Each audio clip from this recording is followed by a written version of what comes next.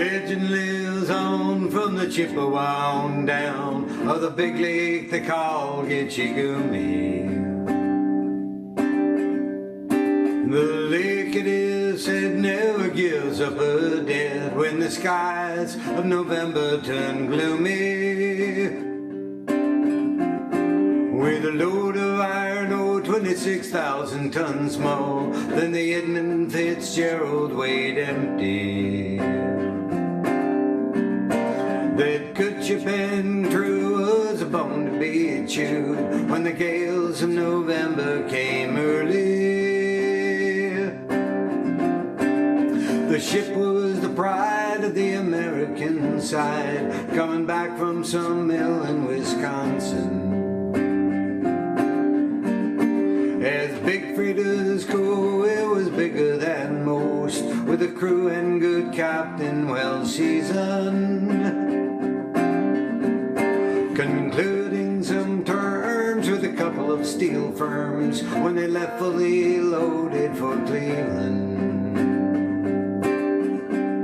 And later that night when the ship's bell rang, could it be the north wind they'd been feeling?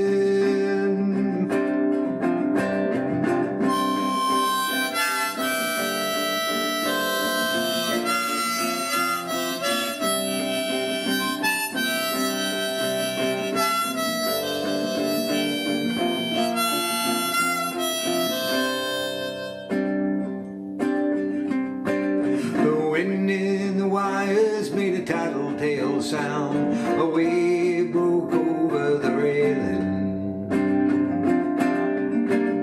and every man knew, as the captain did too, 'twas the witch of November come stealing. The dawn came late and the breakfast had to wait when the gales of November came slashing. When afternoon came, it was freezing rain in the face of a hurricane west wind. When supper time came, the old cook came on deck, saying, "Fellas, it's too rough to feed ya." At 7 p.m. it grew dark, it was then. He said, "Fellas, it's been good to know you." The captain wired in, he had water coming in, and the good ship and crew was in peril. And later that night, when its lights went out of sight, came the wreck of the Edmund Fitzgerald.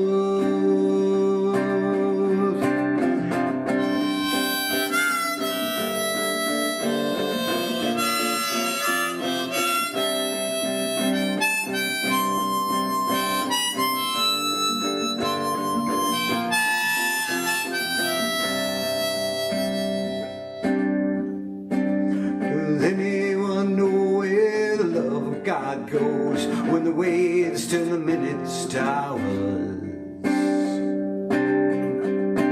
The searchers all say they'd have made Whitefish Bay if they'd put 15 more miles behind her.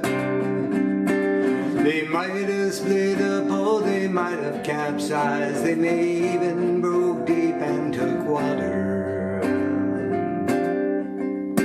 But all that remains are the faces and the names of the wives, the sons and the daughters.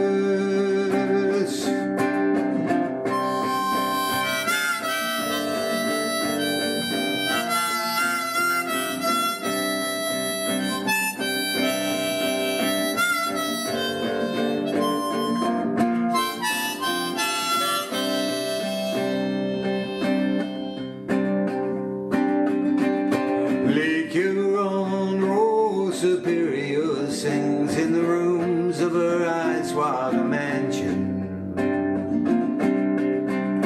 Old Michigan steams like a young man's dreams. Their islands and bays are for sportsmen. And farther below, Lake Ontario takes in what Lake Erie can and send her.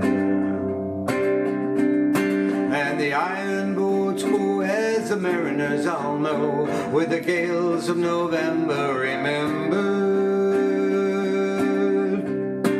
In a musty old hall in Detroit they prayed, in the Maritime Sailors' Cathedral. And the church bell chimed till it rang 29 times for each man on the Edmund Fitzgerald.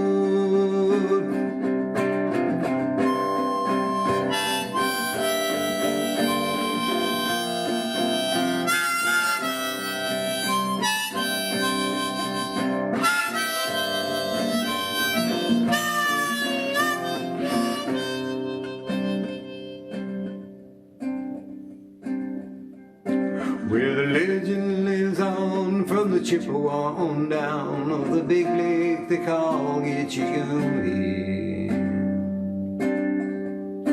Superior, they said, never gives up her dead when the gales of November came early.